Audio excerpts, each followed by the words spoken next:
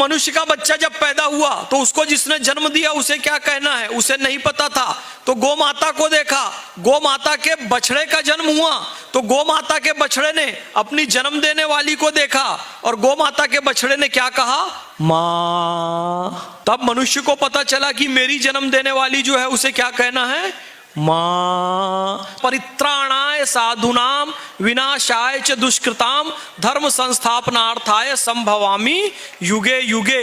तो परित्राणाय, त्राण यानी कि रक्षा करना। किसकी रक्षा करना, गो की रक्षा करना। तो बना गोत्र, गो की जो रक्षा करे गो रक्षक वही गोत्र धारक होता है। इसके घर में गाय को छत मिलती है तो आपकी बेटी को भी छत मिलेगी। इसके घर में गाय को मान सम्मान मिलता है तो आपकी बेटी को भी मान सम्मान मिलेगा। यानी घर में यदि गाय पालने वाले हैं, गो सेवक हैं, तो उसी घर में बेटी देनी चाहिए। ऐसी परंपरा इस देश की बनी। गौ माता कितनी शक्तिशाली है और उस गौ माता का यदि हम अपमान कर दें तो ये देश, ये दुनिया नहीं चल सकती। उसका कारण यह है कि गौ संपूर्ण देश का आधार है। संसार के अधिकांश शहरों के नाम, देश के अधिकांश शहरों के नाम गौ माता से ही बने हैं। जो लोग जुआ खेलते थे, शराब पीते थे, जो लोग गंदे काम करते थे, उन लोगों ने अपनी सगी भाभी को भरी सभा में लाकर अपमानित किया। जो गौ सेवा से दूर रहा, शराब और जुए में लिप्त रहा। लेकिन भगवान श्री कृष्ण जो गौ सेवा करते रहे, गौ माता का दूध पीते रहे, उन्होंने स्त्री की लज्जा बचाई। तो हमारे घर में कैसा बेटा चाहिए, दुर्योधन और दुशासन चाहिए कि भगवान श्री कृष्ण जैसा पुत्र चाहिए। मेरा नाम है मोहम्मद फैज खान। स्वामी विवेकानंद ने एक बात कही, इस्लामी शरीर और वेदांती मस्तिष्क भारत के विकास की आशा है। यानी कि इस्लामी शरीर और वेदांती मस्तिष्क, स्वामी विवेकानंद की उस भविष्यवाणी पर खरा उतरता हूं। शरीर मेरा एक मुस्लिम परिवार से आया है, लेकिन मस्तिष्क में वेदांती विचार हैं। मैं स्वामी विवेकानंद की उस भविष्यवाणी का प्रतिरूप हूं, मूर्त रूप हूं, जिसमें वो कहते हैं कि इस्लामी शरीर और वेदांती मस्तिष्क। तो उसका साक्षात स्वरूप आपको मोहम्मद फैज खान में देखने को मिल जाएगा। वेदांती विचारधारा पूरे भारत ही नहीं विश्व में फैली। इसी क्रम में द्वैत वेदांत के प्रणेता मध्वाचार्य जी इस पवित्र भूमि पर उत्पन्न हुए। कृष्ण भक्ति की ये भूमि रही है और मैं इस भूमि पर आया हूं। जगत गुरु की उपाधि से विभूषित मध्वाचार्य जी की इस परम पावन भूमि को मैं शत शत नमन करता हूं। जब मैंने कहा मां, तो संसार में हर शब्द कहीं ना कहीं से आया है। भाषा विज्ञान ये कहता है। तो मां शब्द कहां से आया, लिंग्विस्टिक पढ़ेंगे तो जानेंगे कि संसार का हर शब्द कहीं ना कहीं से आया। तो मां शब्द कहां से आया, जब मैंने कहा मां और आपने भी कहा मां, तब हम देखते हैं कि ये कुत्ते की आवाज है कि बिल्ली की आवाज है कि भालू की आवाज है कि बंदर की आवाज है कि भेड़ की आवाज है। तो आप जानेंगे ये गौ माता के मुख से निकली हुई आवाज है। कुत्ता कहता है भो भो, बिल्ली कहती है म्याऊं म्याऊं, और गौ माता क्या कहती है, मां। मनुष्य ईश्वर की सर्वश्रेष्ठ कृति कहा गया। The best creature of the God, human being, human homo sapiens, मानव, इंसान, ईश्वर की सर्वश्रेष्ठ कृति। ईश्वर की सर्वश्रेष्ठ कृति क्यों कहा गया? मनुष्य संसार में एकमात्र ऐसा प्राणी जो संसार के सभी प्राणियों को खाता है, इसलिए कहा गया। बकरी, गोट लिमिटेड चीज को ही खाएगी, शेर भी, लॉयन भी लिमिटेड चीज को खाएगा, लेकिन मनुष्य ऐसा है, वो साग सब्जी फल वेजिटेबल खाता है। वो बकरी को भी खा जाता है, वो मगरमच्छ को भी खा जाता है, वो मछली फिश को भी खा जाता है, वो छिपकली को भी खा जाता है, वो वॉर्म केचुए को भी खा जाता है, वो टॉर्टोइस कछुए को भी खा जाता है, वो व्हेल मछली को भी खा जाता है, वो सांप स्नेक को भी खा जाता है। मनुष्य एक ऐसा प्राणी है जो संसार के हर प्राणी को खाता है। इज इट ट्रू और नॉट? आप नहीं खाते होंगे, हो सकता है, लेकिन आप मनुष्य प्रजाति के हैं। मनुष्य सब खाता है। So this is the reason behind we said the human is the greatest creature of God. क्या ये रीजन है? क्या ये कारण है कि मनुष्य संसार के हर प्राणी को खा जाए?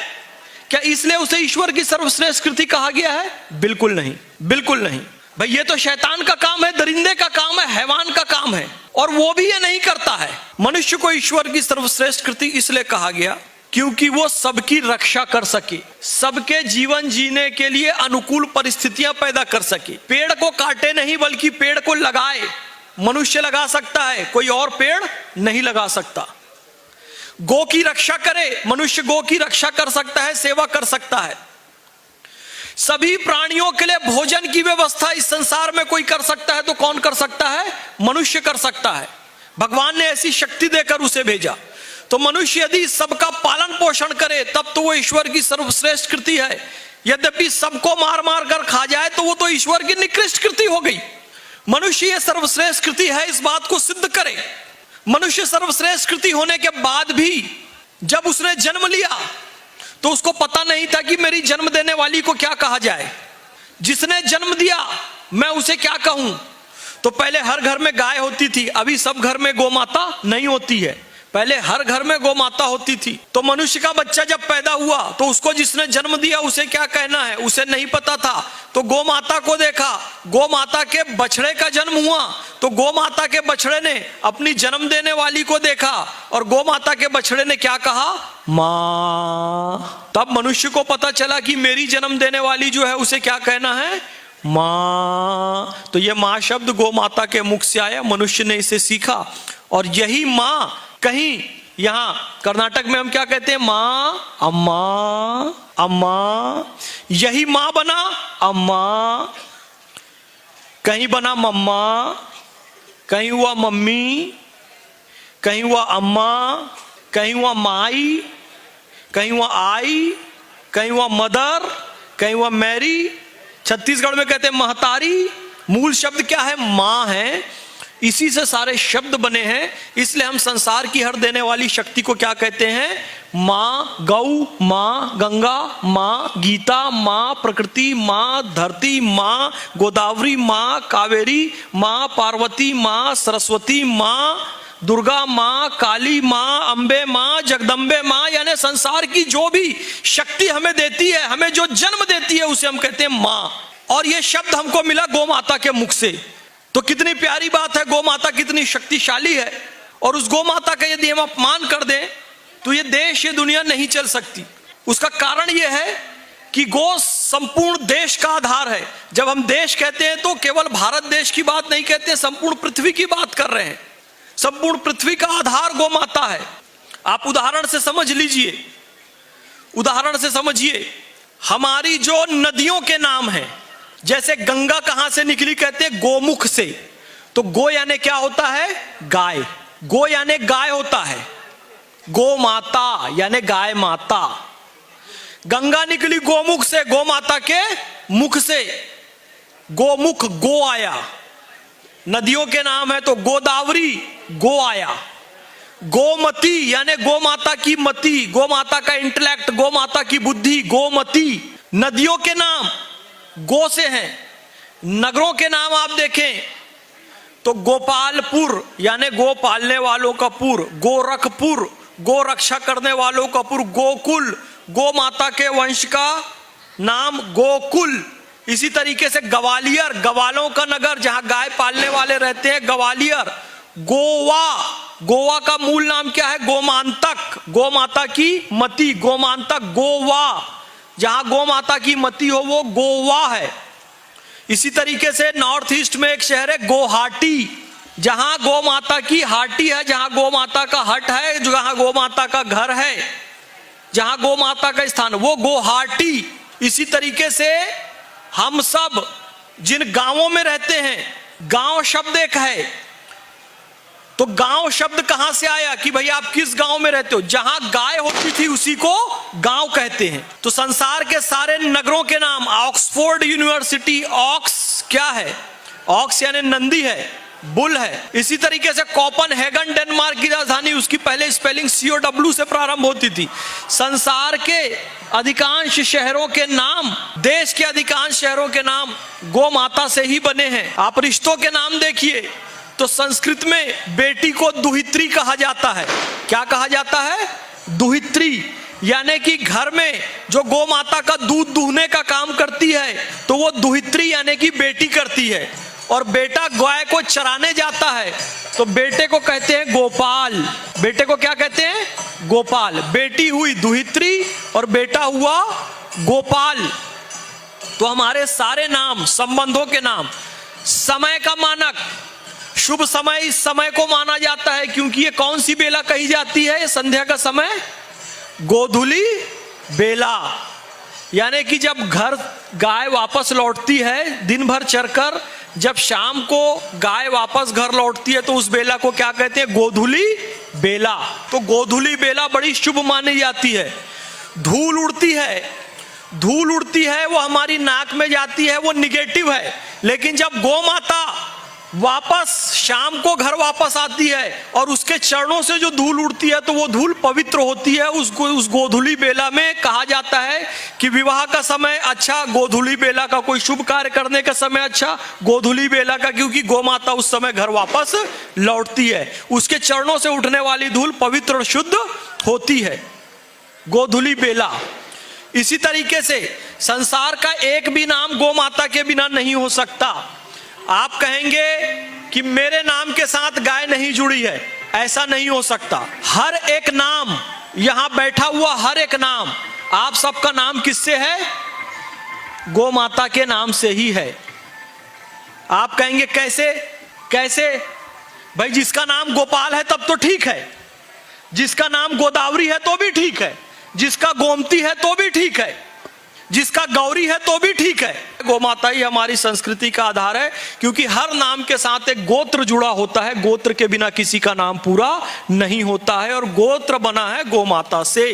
त्रा का अर्थ होता है रक्षण करना, संरक्षण करना, सेवा करना। इसीलिए कहा जाता है परित्राणाय, यानी कि त्राण करना, रक्षा करना। परित्राणाय साधुनाम विनाशाय च दुष्कृताम धर्म संस्थापनार्थाय संभवामि युगे युगे। तो परित्राणाय, त्राण यानी कि रक्षा करना। किसकी रक्षा करना? गो की रक्षा करना।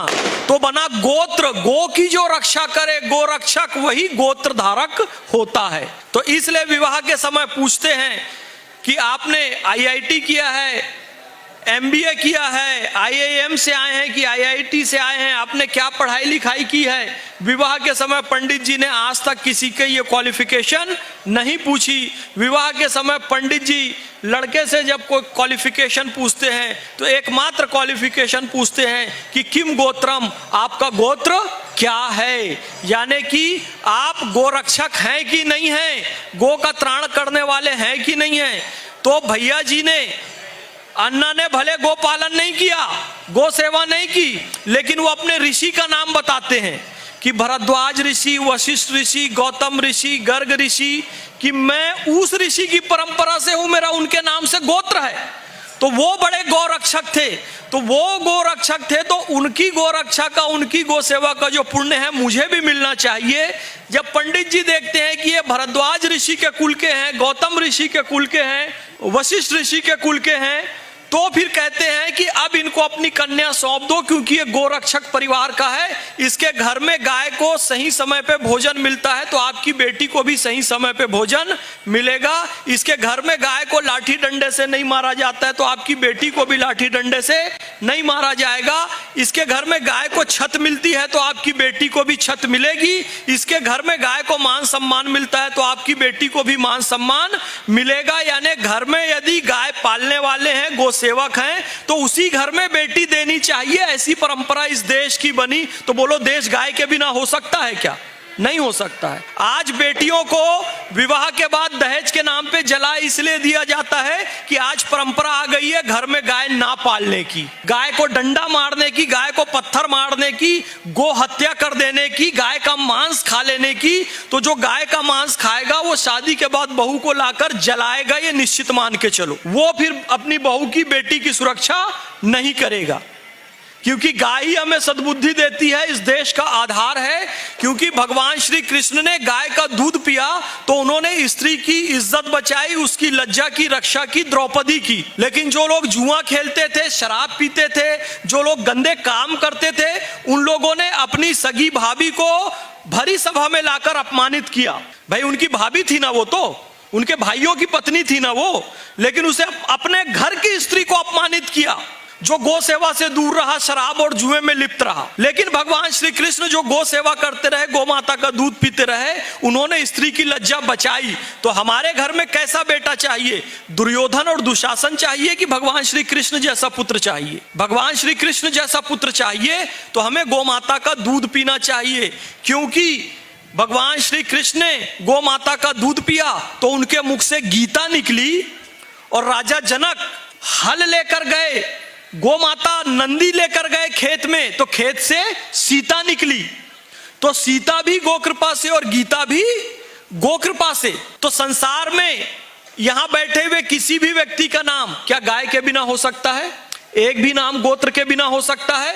कोई नाम गोत्र के बिना नहीं हो सकता। यानी गाय के बिना हमारा नाम पूरा नहीं हो सकता। गाय के बिना ना हमारा नाम पूरा हो सकता, ना हमारा नगर पूरा हो सकता, ना हमारी नदी पूरी हो सकती, ना हमारा देश और दुनिया पूरी हो सकती।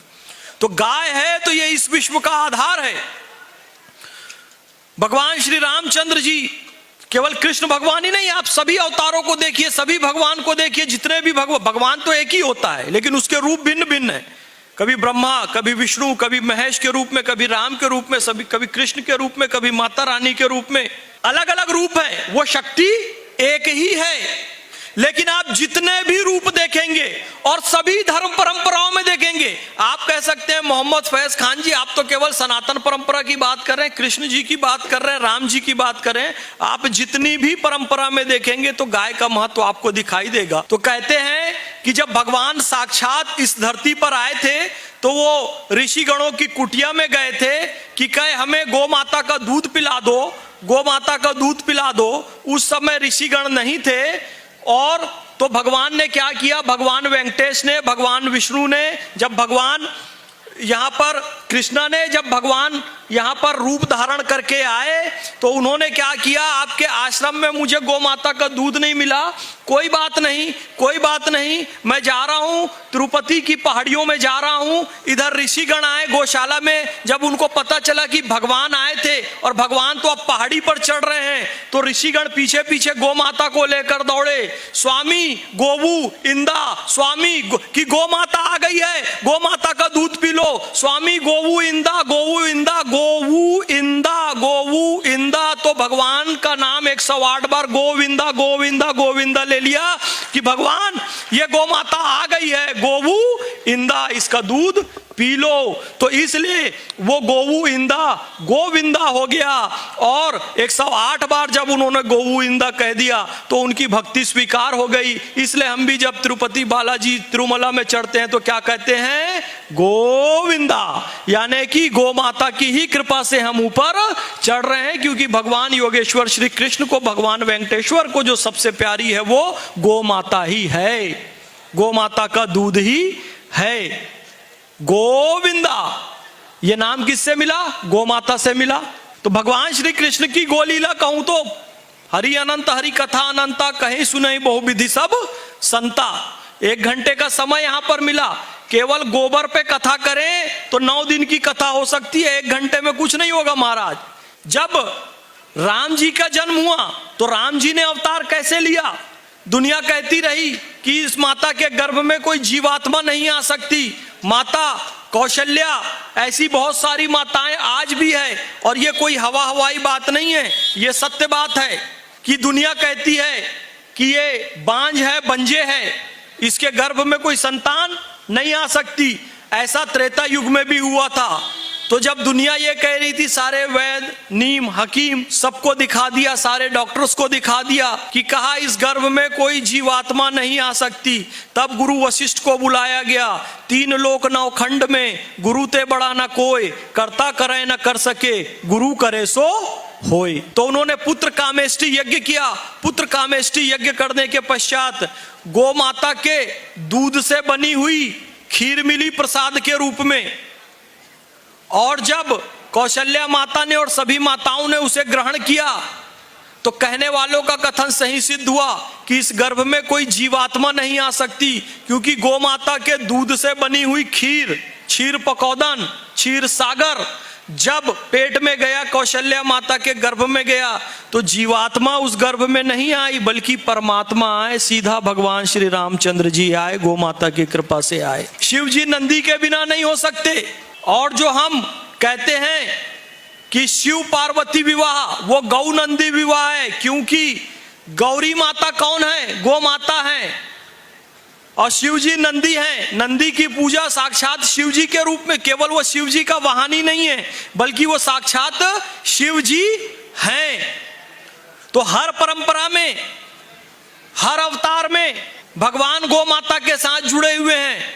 कहे आप ये सारी सनातनी परंपरा की बात कर रहे हैं मोहम्मद फैज खान, लेकिन मैं कहता हूं कि जब मेरे ईसाई भाई कहते हैं यीशु आया, यीशु आया, यीशु आया, हालेलुया, हालेलुया, हालेलुया, ईसाई धर्म का प्रचार प्रसार करते हैं, ठीक है, यीशु आया, यीशु आया, यीशु आया, हालेलुया, हालेलुया, हालेलुया, लेकिन भारत में तो सब आए, स्वागत है, यीशु भी आ गए, शक आए, हूण आए, कुषाण आए, मंगोल आए, हिंद यूनानी आए, चीनी आए, अफगानी आए, तुरानी आए, अरबी आए, मुगल आए, पठान आए, मंगोल आए, फ्रेंच आए, डच आए, पुर्तगाली आए, अंग्रेज आए। बोलो आए कि नहीं आए? सब इस देश में आए, तो यीशु भी आए, मोस्ट वेलकम। लेकिन हम अपने ईसाई परंपरा के भाइयों को भी ये बताना चाहते हैं, बहनों को भी ये बताना चाहते हैं कि यीशु आए। सिर्फ एक बात जान लो कि यीशु कहाँ आए। यीशु का जन्मदिन, हैप्पी बर्थडे 25 दिसंबर आप मनाते हैं चर्च में, आप मनाते हैं सी बीच पर, आप अपने घरों को सजाते हैं, चर्च को सजाते हैं, ठीक है, लेकिन यीशु आए कहां? यीशु का जन्म हुआ गौशाला में। तो यीशु का जन्म हुआ गौशाला में, तो आर्टिफिशियल गौशाला चर्च में बनाई जाती है, नकली गौशाला बनाई जाती है 25 दिसंबर को। उसमें गौ माता का पैरा सजाया जाता है, उसमें बाल यीशु को उसमें सुलाया जाता है, आजू बाजू लकड़ी की गाय बनाई जाती है, प्लास्टिक का नंदी बनाया जाता है, और अन्य जीव जंतु गौशाला के वो सब लकड़ी के, प्लास्टिक के बनाते हैं। तो मेरा कहना यह है कि जब यीशु गौशाला में जन्मे और आप नकली गौशाला प्लास्टिक की, लकड़ी की आप एक दिन के लिए, एक रात के लिए बनाते हैं, तो मेरे ईसाई भाइयों से निवेदन है कि 25 दिसंबर यीशु मसीह का जन्मदिन यदि कहीं मनाना है तो गौशाला में आकर ही मनाइए, असली गौशाला में आकर मनाइए। गौ माता को गौ माता के दूध का सेवन कीजिए, गौ माता को गुड़ और चारा खिलाइए। तो बोलो ईसाई परंपरा में भी गौ का महत्व है कि नहीं है? है। यदि नहीं होता तो यीशु मसीह कहीं और जन्म लेते, लेकिन उन्होंने गौशाला में जन्म लिया। तो इस बात को हमारे ईसाई भाइयों को भी समझ जानी चाहिए। कल मैं एक पत्रकार महोदय से बात कर रहा था कि यहाँ पर आप आ रहे हैं, थोड़ा सा अपना मत दीजिए, तो मैंने अपना काफी सारा मत दिया। उन्होंने कहा लेकिन कई जगह तो कल्चर में है उनके कि गोमांस खाया जाता है, this is part of culture, ये संस्कृति का अंग है कई सारे राज्यों में भारत के। मैंने कहा संस्कृति का अंग नहीं है। गाय और गाय का मांस खाते हैं तो ये संस्कृति नहीं, विकृति है। क्यों? आप कहेंगे साउथ इंडिया में, केरल में कई स्थान मिल जाएंगे आपको, गोवा में मिल जाएंगे, नॉर्थ ईस्ट में मिल जाएंगे, कश्मीर में मिल जाएंगे। मुझे इतिहास उठाकर बता दो कि केरल में कोई ऐसा संत हुआ हो, गोवा में कोई ऐसा संत हुआ हो, कोई व्यक्ति हुआ हो, कोई महापुरुष हुआ हो नॉर्थ ईस्ट में या कश्मीर में कि जिसने गोमांस का सेवन किया हो? एक भी नहीं मिलेगा। बल्कि ईसा मसीह का जन्म खुद गौशाला में हुआ। कश्मीर के शासक हुए ज़ैनुल आबदीन, उन्होंने गो हत्या पर प्रतिबंध लगाया। नॉर्थ ईस्ट की प्रसिद्ध स्वतंत्रता संग्राम सेनानी रानी गिडाल्यू का इतिहास उठाकर देख लीजिए, उन्होंने कभी गोमांस का सेवन नहीं किया। तो यदि आप कहते हैं, और गोवा का नाम ही गौ माता से पड़ा है, गोमांतक उसका नाम है, तो जिस नगर का नाम ही गौ माता से हो, क्या वहां गोमांस खाने की परंपरा हो सकती है? नहीं हो सकती है। ये जब विदेशी लोग यहाँ पर आए, पुर्तगाली आए, फ्रेंच आए, डच आए, अंग्रेज आए, तो इन लोगों ने क्या किया? यहाँ पर गोमांस खाने की परंपरा प्रारंभ की। हमारे देश में कहीं पर हाँ। भी गोमांस खाने की परंपरा नहीं है। बोलिए मां।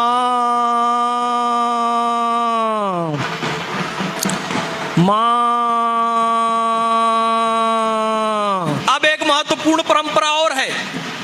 विश्व में सबसे ज्यादा जनसंख्या ईसाइयों की है दूसरे नंबर पर मुसलमानों की है, तीसरे नंबर पर हिंदुओं की, सनातनियों की है, फिर बौद्धों की है। ऐसे करके विश्व जनसंख्या का अनुपात है। तो मैंने ईसा मसीह के बारे में आपको बताया, ईसाई परंपरा के बारे में आपको बताया। अब इस्लाम में क्या कहा गया है? इस्लाम में पैगंबर हजरत मोहम्मद सल्लल्लाहु अलैहि वसल्लम, अल्लाह के बाद जिनका सबसे ऊंचा स्थान है, पैगंबर हजरत मोहम्मद सल्लल्लाहु अलैहि वसल्लम, उन्होंने क्या कहा आप सुन लीजिए। क्योंकि आप देखते होंगे जो मुसलमान हैं वो पैगंबर के नाम पर बहुत भावुक हो जाते हैं कि पैगंबर हमारे लिए सब कुछ हैं, उनके बारे में सम्मानजनक शब्द कहो, कोई अपमानजनक शब्द ना कहो। बोलो ऐसा होता है ना? मुसलमान बड़े भावुक होते हैं पैगंबर मोहम्मद सल्लल्लाहु अलैहि वसल्लम के लिए। अल्लाह के बाद सबसे ऊंचा स्थान उन्हीं का है। पैगंबर हजरत मोहम्मद सल्लल्लाहु अलैहि वसल्लम की हदीस है, हदीस तिबरानी, अबू नईम, मुस्तदरक अल हाकिम, हयातुल हैवान, ऐसी हदीसें, ऑथेंटिक हदीस आप उठाकर देख लीजिए। तो पैगंबर हजरत मोहम्मद सल्लल्लाहु अलैहि वसल्लम ने फरमाया, गाय का दूध शिफा है, गाय का घी दवा है और इसका मांस बीमारी है। यानी कि गाय का दूध, दही, घी शिफा यानी कि स्वास्थ्य, हेल्थ है, दवा यानी कि औषधि है, मेडिसिन है। यानी कि गाय का दूध, दही, घी मेडिसिन, दवा है, और गो का मांस, बीफ क्या है? बीमारी है, डिजीज है। Who said? Prophet Muhammad, peace be upon him. जो सबसे बड़ा अध्याय है कुरान शरीफ का, उसका नाम क्या है आपको पता है? कुरान शरीफ में बहुत सारे अध्याय हैं, जैसे बहुत सारे कांड है रामायण में, जैसे बहुत सारे पर्व हैं महाभारत में, वैसी कुरान शरीफ में भी बहुत सारे अध्याय हैं। कुरान शरीफ का जो सबसे बड़ा अध्याय है उसका नाम क्या है आपको पता है? जैसे बाल कांड, सुंदर कांड, ये सब अलग अलग नाम हैं। कुरान शरीफ के सबसे बड़े अध्याय का नाम है सूरह बकरा। और बकरा का अर्थ अरबी में क्या होता है आप कभी गूगल करके देखना। तो सूरह बकरा यानी कि गाय का अध्याय। तो कुरान शरीफ में सबसे बड़ा अध्याय किसके नाम से है? गाय के नाम से है। तो ईसाई परंपरा में, इस्लामी परंपरा में, सनातन परंपरा में, यहूदी और जैन परंपरा में तो बताने की आवश्यकता नहीं, उसमें तो अहिंसा चरम सीमा पर है, लेकिन हम उसे भी सही मानते हैं, वो एक दूसरा विषय है। बौद्ध परंपरा में, सब में आप देखेंगे कि गौ सेवा की बात कहेगी, और सिख धर्म में तो यह कहा गया गो घात का दोष जग से मिटाऊं, यानी कि गो हत्या का दोष मुझे इस जग से समाप्त करना है। ये गुरु गोविंद सिंह जी ने कहा, गोघात का दोष जग से मिटाऊं। सभी परंपराओं में यदि कोई कहता है कि ये हमारे राज्य की संस्कृति है, झूठ कहता है। तुम अपने सारे महापुरुषों का इतिहास उठाकर देख लो और एक भी दिखा दो कि किसी ने गोमांस खाया, एक भी नहीं मिलेगा। यहां तक कि भारत में जो मुसलमानों का सबसे बड़ा स्थान माना जाता है, सूफी संत ख्वाजा मोइनुद्दीन चिश्ती अजमेरी, अजमेर की दरगाह में 2900 किलो की देग है और एक 3700 किलो की 3700 केजी प्रसाद एक साथ बनता है। इतना बड़ा बर्तन है, 3700 केजी, और एक 2900 केजी का प्रसाद, इतना बड़ा बर्तन है। एक अकबर ने स्थापित किया 3700 किलो का, एक जहांगीर ने 2900 किलो का। जब से वो स्थापित हुआ आज 500 साल का इतिहास है। आज तक उसमें गोमांस तो दूर, मुर्गी का मांस, चिकन भी उसमें नहीं बना है। बनता है तो मीठा चावल, स्वीट राइस बनता है, वो भी भगवे रंग का, केसरिया रंग का बनता है, इस कलर का। इसको वहां चिश्तिया रंग बोलते हैं। यदि इस्लाम में गोमांस खाना कोई अनिवार्य अंग होता तो अजमेर में सबसे पहले बनता, पर अजमेर में तो आज तक चिकन भी नहीं बना, आज तक नहीं बना है, आज तक नहीं बना है। तो सभी परंपराओं में गौ सेवा का बड़ा महत्व है। इसी के साथ हम सबको, अभी मैं एक स्कूल में व्याख्यान देने गया था तो बच्चों को थोड़ा सा साइंटिफिक अंदाज में बताया, थोड़ा सा आप उसको संक्षिप्त में समझ लीजिए। हमें विटामिन ही नहीं कहा जाता है, प्रोटीन ही नहीं कहा जाता है, आयोडीन ही नहीं कहा जाता है, लेकिन डॉक्टर कहता है तुम्हारे शरीर में विटामिन की कमी है, प्रोटीन की कमी है, इसकी कमी है, कार्बोहाइड्रेट की कमी है, तो वो उसकी गोली देता है। हम है प्राणी, हमारा निर्माण विटामिन, प्रोटीन, आयोडीन से नहीं हुआ, हमारा निर्माण प्राण से हुआ है। विटामिन, प्रोटीन, आयोडीन को कितना मजबूत कर लो, प्राण कमजोर होगा तो शरीर कमजोर हो जाएगा। यदि आपको एक बाल्टी पानी दें, उस पौधे में डाल दो, उस पेड़ में डाल दो, तो एक एक पत्ते को साफ करोगे, लीफ को साफ करोगे तो कोई मतलब नहीं। कहां डालोगे? जड़ में। जड़ है प्राण, तो हमारा प्राण मजबूत होना चाहिए। प्राण कितने तत्वों से बना है? 5। पहला तत्व क्या है? जल, पानी। हमारे शरीर के जल की शुद्धि होती है गोमाता के मूत्र से। हमारा शरीर 71% जल, ब्रेन में 90% जल। यदि हमारा शरीर का जल खराब होता है तो सबसे पहले दिमाग खराब होता है, क्योंकि दिमाग में 90% क्या है? जल है। इसलिए आप देख रहे हैं सबको मेमोरी लॉस की प्रॉब्लम हो गई। अभी नाम पूछते हो भूल जाते हो, फोन नंबर पूछते हो भूल जाते हो। आप कहते हैं मैं 5 मिनट में आ रहा हूं, लेकिन आप भूल जाते हो कि 5 मिनट में आपको वहां जाना है। फिर 1 घंटे बाद फोन आता है, आप आए नहीं, आप क्या कहते हो? भूल गए। बोलो ऐसे होता है कि नहीं होता है? नाम किसी का भी याद नहीं रहता है, क्योंकि हमारा क्या खराब हो गया है? दिमाग। क्योंकि दिमाग में 90% जल है, वाटर है। और हमारा पानी खराब, क्योंकि पानी की शुद्धि गोमूत्र से होती है। अब कोई गोमूत्र घर में नहीं पीता है, गाय ही नहीं है। दूसरी, भूमि, पृथ्वी, दूसरा तत्व। पृथ्वी की शुद्धि गोबर से होती है। अब भूमि में, पृथ्वी में दुनिया भर के केमिकल जा रहे हैं, यूरिया पेस्टिसाइड जा रहा है, तो वो खाना खा रहे हैं तो कैंसर हो रहा है। गोमाता का गोबर जाता तो उसकी शुद्धि होती, जमीन भी शुद्ध रहती, हमारा शरीर भी शुद्ध रहता। तो भूमि यानी कि अर्थ यानी कि पृथ्वी की शुद्धि होती है गोबर से, जल की शुद्धि गोमूत्र से, धरती की शुद्धि गोबर से। हमारे शरीर में जो वायु तत्व होता है, वायु तत्व की शुद्धि होती है दही से। दही को कहते हैं कन्नड़ में मसरू। हमारे पेट में वायु विकार है तो दोपहर के भोजन में दही खाना चाहिए, मसरू खाना चाहिए। दही शाम को या रात को नहीं खाना चाहिए। इसी तरीके से यदि हमारे शरीर में अग्नि जो चौथा तत्व है, अग्नि की शुद्धि होती है घी से। तूपा, आप पूरा भोजन करिए, वो घी के साथ खाइए तो अग्नि प्रज्वलित होगी, भोजन अच्छे से डाइजेस्ट होगा। जितने अच्छे से भोजन डाइजेस्ट होगा, क्योंकि सारी बीमारी की जड़ पेट होता है। आप गलत खाना खाते हैं तो बीमारियां होती है। आप तूपा खाइए, घी खाइए, और उसके ऊपर पानी कभी मत पीना, आपका अग्नि तत्व बिल्कुल अच्छा रहेगा। इसी तरीके से हमारे शरीर में 5वां तत्व होता है आकाश। आकाश का मतलब क्या होता है? आकाश का मतलब स्काई नहीं होता है, आकाश का मतलब होता है स्पेस। हमारे शरीर में स्पेस है, स्थान है, हमारे शरीर के बाहर स्थान है। तो जब आप ऐसे करते हैं, एक बार ऐसा कीजिए, आवाज आएगी आपको। कुछ आई आवाज? क्या ये उंगली टूट गई आपकी? नहीं, उंगली नहीं टूटी है आपकी। उंगली टूटती तो यहां बैठे नहीं रहते। ये जो जोड़ों में स्पेस है, स्पेस में वायु भरती है। जितनी वायु भरती है, आप जब दबाते हैं तो उतनी जोर से आवाज आती है, क्योंकि वायु बाहर निकलती है। जैसे बैलून में आप वायु भरो और उसको फोड़ो तो तेज आवाज आती है। जितनी ज्यादा वायु उस गुब्बारे में रहेगी, वो फूटेगा तो उतनी तेज आवाज आएगी। तो सबसे ज्यादा वायु भरती है ये जोड़ में, जॉइंट्स में, क्योंकि यह ज्यादा स्पेस होता है। आप देखेंगे कि जो हमारी नी होती है, घुटना होता है, जितना स्पेस होता है उतनी क्या घुसती है? वायु। और जितनी स्पेस में वायु घुसती है उतना घुटने में, नी में दर्द होता है। बोलो किसको किसको नी पेन है? घुटने में दर्द। बुजुर्ग बैठे हैं, सभी लोगों को है, पर कोई हाथ उठ, 1-2 लोग हाथ उठा देते हैं, है ना माता जी? तो नी पेन का आपको उपचार बता देता हूं। जितना ज्यादा स्थान है घुटने में, उतनी ज्यादा हवा भरती है। हवा क्यों भरती है?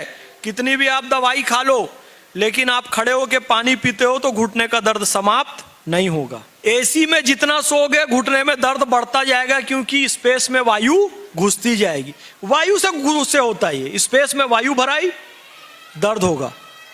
आप फ्रिज का चिल्ड वाटर पिएंगे, आपके घुटने का दर्द बढ़ेगा। एक तो आप फ्रिज, एसी का प्रयोग बंद कर दीजिए। जितना ज्यादा हो सके पैर को दबाइए। आप यानी बच्चों को कहिए, नाती पोते यदि अपने दादा दादी, नाना नानी का पैर दबाएंगे तो उनके घुटने का दर्द समाप्त होगा और उस बच्चे का बहुत विकास होगा। यानी वो जो भी सोचा है कि आईएएस बनना है, कि आईपीएस बनना है, बड़ा बिजनेसमैन बनना है, बहुत देश की सेवा करना है, सेना में जाना है, यदि दादा दादी, नाना नानी, माता पिता के पैर कोई बच्चा दबाता है तो उसकी जो भी तमन्ना है, जो भी आकांक्षा है, जो 5 साल में पूरी होने वाली है वो 2.5 साल में हो जाएगी, जो 2 साल में पूरी होने वाली है वो 1 साल में हो जाएगी। यदि आप अपने माता पिता, बड़े बुजुर्गों को पैर दबाते हैं तो आपकी जो भी विश है उसका टाइम पीरियड क्या होता है? आधा हो जाता है। तो जैसे आपको सफलता चाहिए कि भाई 2 साल में मैं आईएएस अफसर बन जाऊंगा, लेकिन आप रोज अपने किसी बुजुर्ग का पैर दबाएंगे तो आप 1 साल के अंदर आईएएस अफसर बन जाएंगे। क्योंकि जैसे ही आप उनका पैर दबाते हैं उनको इतना रिलैक्स मिलता है, क्योंकि वायु उनके शरीर से बाहर निकलती है, और जैसे ही उनको रिलैक्स मिलता है तो उनके दिल से बिल्कुल दुआ निकलती है, आशीर्वाद निकलती है। और जैसे अब आप बिल्कुल नजदीक बैठे होते हैं और जैसे ही उनका आशीर्वाद निकल, वो बोलेंगे नहीं मुख से, लेकिन उनको इतना रिलैक्स मिलेगा कि वो आशीर्वाद की पूरी तरंगे आपके तन बदन में जाएंगी और आपकी जो भी विश होगी वो तुरंत जल्दी से पूरी हो जाएगी। ये बिल्कुल साइंटिफिक है। लेकिन कोई अपने बड़े बुजुर्गों का पैर दबाता नहीं है। पैर दबाने से घुटने का दर्द जल्दी ठीक होता है। इसके साथ मैंने बताया एसी और चिल्ड वाटर नहीं पीना है, और देसी गोमाता का दूध 75% आप गिलास में लीजिए, उसमें 2 चम्मच घी डालिए गर्मा गर्म और उसको अच्छे से फेंटिए, और जब अच्छा झाग बन जाए तो उसको खड़े होकर पी जाइए। आप 1 महीना ऐसा दूध पिएंगे तो आपके घुटने का दर्द समाप्त हो जाएगा। क्योंकि स्पेस की शुद्धि जो होती है वो दूध से होती है। दूध से, किससे होती है? दूध से होती है, गोमाता के दूध से। इसलिए हम जिस स्पेस में रहते हैं उस आकाश गंगा का नाम मिल्की वे है। मिल्की वे और कुछ नहीं है, ये हमारा शरीर है। इस स्पेस के अंदर जितना गोमाता का मिल्क जाएगा, दूध जाएगा। फिर कह रहा हूं, पैकेट वाला नहीं, जर्सी वाला नहीं, भैंस वाला नहीं, देसी गोमाता, इंडिजिनस काऊ जो भगवान श्री कृष्ण के साथ होती है, जिसकी पीठ में कुबड़ होता है बड़ा सा, जिसकी आंखें सुंदर होती है, जिसके पीछे का हिस्सा गोलाकार होता है, जिसकी पीठ फ्लैट होती है, मैं उसकी बात नहीं कर रहा हूं। वो जर्सी विदेशी गाय है। जो भारतीय नस्ल की गाय जो भगवान श्री कृष्ण के साथ आपने देखी होगी, गिर गाय, अमृत महाल, खिल्लारी गाय, ये सारी गाय, लाल सिंधी, ये सब भारतीय नस्ल की गाय हैं। वेचुरू गाय, इसका दूध आपको पीना है। तो हमारे शरीर के पंच तत्व की शुद्धि किससे होती है? गोमाता के पंचगव्य से होती है। प्राण तत्व संतुष्ट रहता है, प्राण तत्व मजबूत होता है। इसलिए जो हमारे 16 संस्कार बनाए गए, 16 संस्कार, गर्भ धारण, पुंसवन, सीमांतो नयन, जात कर्म, नामकरण, निष्क्रमण, अन्नप्राशन, चूड़ाकर्म, कर्ण भेदन, विद्यारंभ, उपनयन, वेदारंभ, केशांत, समावर्तन, विवाह और अंत्येष्टि। 16 के 16 संस्कार में पंचगव्य अनिवार्य किया, यानी नामकरण भी करना है, उपनयन भी करना है तो गोमाता का दूध, दही, घी, गोबर, गोमूत्र चाहिए। विवाह भी करना है तो ये चाहिए, और जब अंतिम संस्कार है तब भी चाहिए कि नहीं चाहिए? गोमाता का गोबर, दूध, दही, घी आप लाकर मार्केट का डाल देते हैं वो एक अलग बात है, लेकिन अंतिम संस्कार में भी गोमाता का शुद्ध घी ही डालना चाहिए। गोमाता का असली जो गोमाता है उसका गोबर ही डालना चाहिए। तो पंच तत्व 16 संस्कारों में पंचगव्य अनिवार्य है। तो बोलो, देश का आधार गाय है कि नहीं है? हमारे प्राण की शुद्धि पंचगव्य से होती है, दूध, दही, घी, गोबर, गोमूत्र। ठीक है, भगवान की प्राण प्रतिष्ठा होने वाली है। पत्थर सड़क में है, उसको कोई पैर मारता है, कोई जूते से मार देता है, कोई थूक देता है, स्पिट कर देता है, कोई मूत्र त्याग कर देता है, कोई मल त्याग कर देता है, क्योंकि सड़क के पत्थर की कोई वैल्यू नहीं है। उस पत्थर को एक कलाकार उठाता है, उसको मूर्ति का रूप देता है और उसको भगवान की मूर्ति बना देता है। करेक्ट? लेकिन वो भगवान की मूर्ति और सड़क के पत्थर, अभी भी उसमें कोई अंतर नहीं है। There is no difference between that statue of God and normal stone. लेकिन जब उस पत्थर को मंदिर के गर्भगृह में ले जाया जाता है और उस पत्थर की प्रतिमा की प्राण प्रतिष्ठा की जाती है, किससे? उसमें दूध डाला जाता है, दही डाला जाता है, गोबर डाला जाता है, गोमूत्र डाला जाता है। जब पंचगव्य उसमें डाला जाता है तो उस प्रतिमा की प्राण प्रतिष्ठा हो जाती है। अब वो पत्थर पत्थर नहीं है, भगवान हो जाता है। 74% मुस्लिम खुश हैं। ये पूरे अभी नेशनल मीडिया में चल रही है, हमारी टीम ने सर्वे किया है, मुस्लिम राष्ट्रीय मंच की टीम ने सर्वे किया है। पहले भी अंग्रेज ये नहीं चाहते थे, आज भी जो धर्म के नाम पर राजनीति करते हैं वो ये नहीं चाहते कि सब मिलजुल कर रहे हैं, इसलिए वो दिखाते हैं कि मुस्लिम विरोध में है। नहीं है, हम सब साथ हैं। और मैंने पहले भी निवेदन किया था और अभी भी निवेदन कर रहा हूं, इस देश से समस्याओं की जड़ को समाप्त कर दिया जाए। 5000 मंदिर आक्रांताओं ने तोड़े थे। हम सब अपने मुस्लिम भाई बहनों से ये निवेदन करते हैं कि कम से कम 3 मंदिर सनातनी भाइयों को खुशी खुशी सौंप दिया जाए। अयोध्या का राम मंदिर, श्री कृष्ण की जन्मभूमि केशव राय मंदिर और काशी विश्वनाथ का मंदिर, कम से कम ये सनातनी भाइयों को सौंप दिया जाए। कोई ये कहता है कि जी मंदिर क्यों बना रहे हैं, वहां पे आपको हॉस्पिटल बना देना चाहिए, आपको वहां पर क्रिकेट ग्राउंड बना देना चाहिए, आपको वहां पर स्कूल बना देना चाहिए, तो इससे शांति आएगी। No, this is wrong. ये तर्क गलत है। This logic is wrong. शांति तब नहीं आएगी जब राम मंदिर या कृष्ण मंदिर की जगह वहां पर स्कूल या अस्पताल बना दिया जाएगा। शांति तब आएगी जब जिसका जो स्थान है वहां पर वो बने। यानी कि काबा में जहां हज करने जाते हैं वहां मस्जिद होनी चाहिए, वहां पर कोई क्रिकेट ग्राउंड बनाए तो हम उसका विरोध करेंगे। काबा में मस्जिद हो तो शांति आएगी। अमृतसर में हरमिंदर साहिब गुरुद्वारा हो तब शांति आएगी। चेन्नई स्वामी क्रिकेट स्टेडियम हो तब शांति आएगी। क्रिकेट स्टेडियम ईडन गार्डन हो तब शांति आएगी। वेटिकन सिटी में चर्च ही होना चाहिए तब शांति आएगी।